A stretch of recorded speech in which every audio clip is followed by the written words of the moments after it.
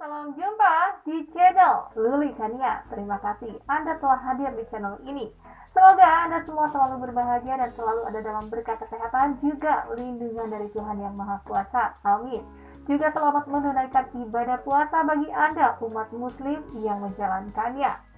Video kali ini, kuasa hukum Prabowo Gibran beberkan kecurangan dari pihak 01 dan 03. Dan yang paling berani ini dari petugas KPPS yang siap dihadirkan dalam persidangan dengan bukti-bukti. Dan apabila terbukti melakukan kecurangan, maka siap dimasukkan ke jeruji besi, ujarnya. Mari kita simak.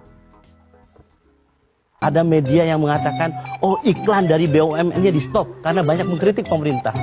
Ada pengusaha yang mengatakan, oh kami tidak bisa lagi mendukung Pak Anies karena pajak kami diperiksa. Sebutkan mana BUMN yang menarik iklannya, mana BUMN yang melakukan intimidasi.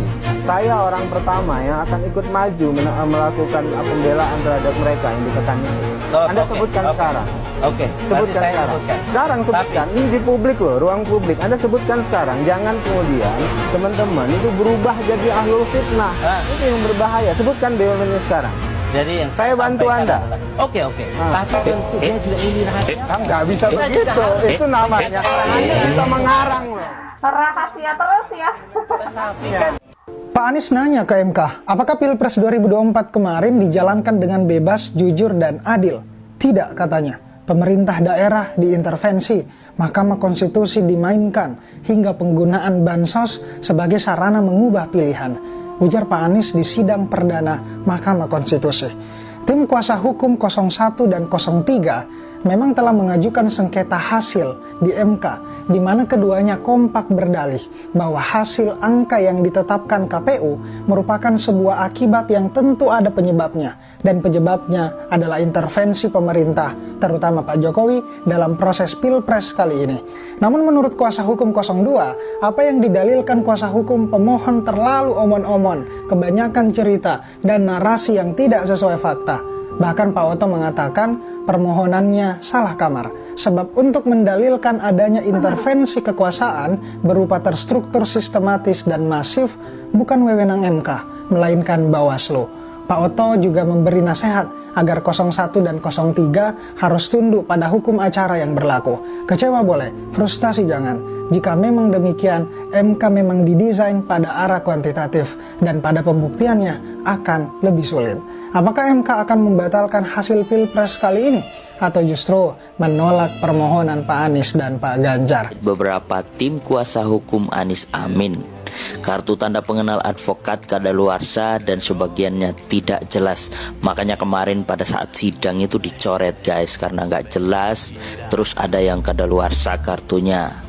Nah, warganet pun berkomentar, Anies mau menang bawa 1000 pengacara, ternyata tidak punya KTA, ada yang kadaluarsa.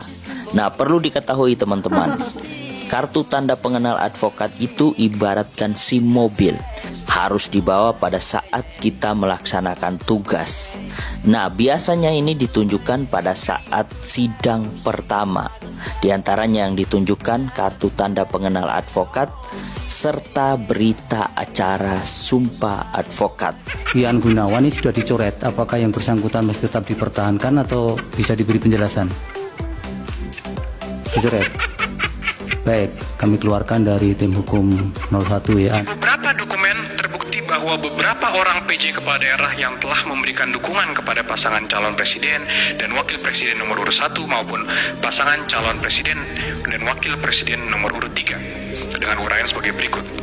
Pertama, adanya fakta integritas yang ditantangani oleh PJ Bupati Sorong untuk memenangkan paslon nomor urut 3 dalam kontestasi pemilihan umum presiden tahun 2024. Kasus penggeledahan PJ Bupati Sorong oleh KPK di rumah dinas PJ Bupati Sorong menemukan fakta integritas PJ Bupati Sorong yang diwajibkan mendukung pasangan Ganjar Mahfud. Kemudian adanya keterlibatan BIN sebagaimana beredarnya video pencoblosan surat suara di luar waktu pemilihan yang terjadi di PPLN Kuala Lumpur.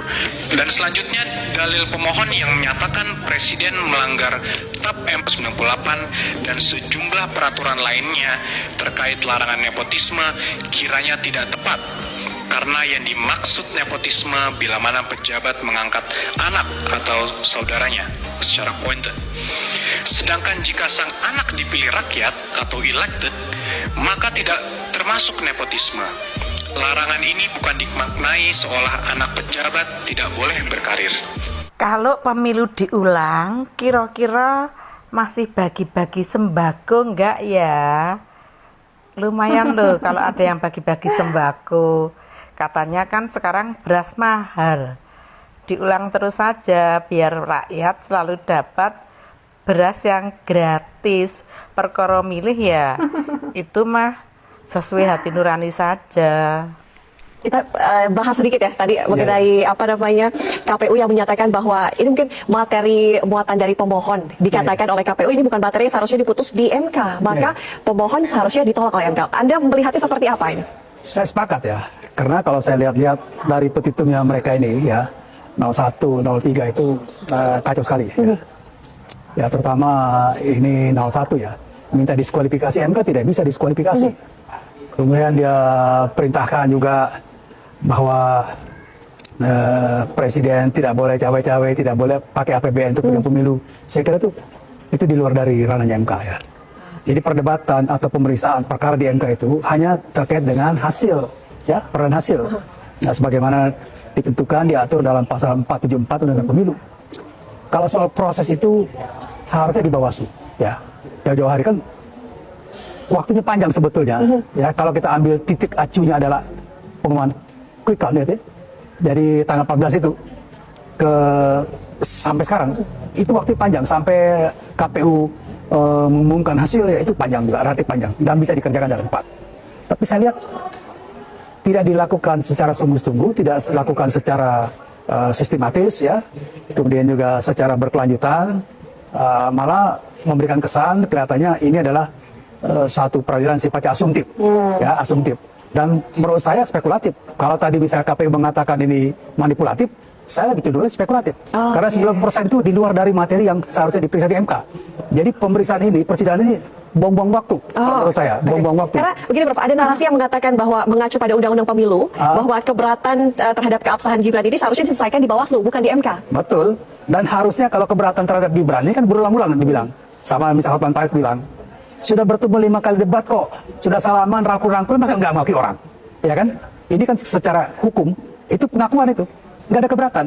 Waktu mengambil nomor juga, terima aja semua. Harusnya ketika mau dimulai, keberatan. Tapi kan tidak keberatan. Keberatan semua ini, gugatan semua ini ada, ketika kalah, ya kan? Ketika kalah baru ngomong macam-macam. Dan kemudian mereka tidak menempuh. Kalau menurut saya nih, paslon 01 dan 03 itu tidak taat hukum. Harusnya mereka belajar betul ini. Lawyer itu pegangannya adalah undang-undang, ya. Bukan pendapat, bukan opini, bukan asumsi. Jadi undang-undang. Kalau undang-undang mengatakan kita harus strict. Kenapa? Karena kan kita ikut berlomba, ikut kontestasi dalam pemilu. Pegangannya ini undang-undang pemilu. Taat pada undang-undang. Kalau Anda bikin yang lain, waduh itu namanya ngaco namanya. Ya, jadi saya lihat ini tidak konsisten. Ya, padahal lawyer-lawyer senior juga, ya kan? Lawyer-lawyer senior. Jadi saya kira itu inkonsistensi, ya, dan menurut saya ngaco ini. Mahaguru Hukum Tata Negara Profesor Yusril Iza Mahendra saat ikut menjadi ahli pada sengketa hasil pemilu 2014 dan bersaksi di MK pada tanggal 15 Juli mengatakan bahwa penilaian atas proses pemilu yang bukan hanya pada angka harus dilakukan oleh MK.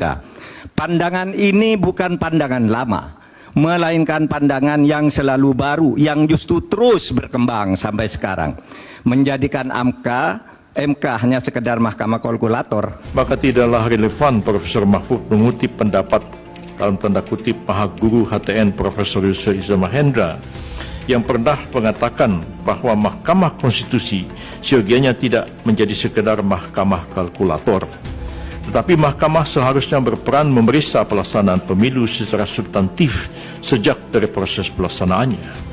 Pendapat itu ada benarnya karena diucapkan pada tahun 2014, 3 tahun sebelum berlakunya Undang-Undang Nomor 7 Tahun 2017 tentang Pemilu yang membagi kewenangan kasus-kasus yang terjadi dalam penyelenggaraan pemilu sebagaimana diuraikan tadi. Sebab itu pendapat tersebut dapat dikategorikan seperti dikenal dalam ilmu fikih, yaitu qaul qadim, satu pendapat yang dimansuhkan, dibatalkan atau ditinggalkan dengan kaul jadid atau pendapat baru karena norma-norma hukum yang mendasarinya juga telah berubah. Jadi tidak relevan mengutip pendapat 2014 untuk keadaan sekarang karena norma hukum positif sudah berubah. Assalamualaikum warahmatullahi wabarakatuh. Saya Junaidin, salah satu petugas KPPS atau petugas TPS di Desa Lambu di TPS 1, Desa Lambu, Kecamatan Lambu, Kabupaten Bima, Nusa Tenggara Barat, melayangkan surat terbuka kepada Bapak Anies Rashid Baswedan dan Bapak Ganjar bahwa kami sangat kecewa terhadap perilaku Anda yang mengatakan di setiap daerah tidak ada suara nomor 2. Itu artinya dengan kemenangan nomor 2 ini secara tidak langsung Anda menuduh kami melakukan kecurangan dan bersekongkol. Sebagai salah satu perwakilan dari satu desa dengan 7 TPS, saya siap dihadirkan di persidangan jika dibutuhkan dengan bukti-bukti. Dan jika kami melakukan kecurangan, saya perwakilan dari Desa Lambu dari 7 TPS siap untuk ditahan dan dimasukkan ke jeruji besi. Wow. 01 dan 03 ini memang terus mengatakan kecurangan dan kecurangan. Tapi setiap ada bukti yang mereka katakan, setiap ditanya siapa, mereka selalu tidak bisa menjawab dan alasannya adalah dirahasiakan. Kenapa selalu dirahasiakan? Padahal itu yang bisa menguatkan mereka ya. Bagaimana menurut Anda? Sampai di sini Luli Kania teman waktu Anda dan terima kasih banyak.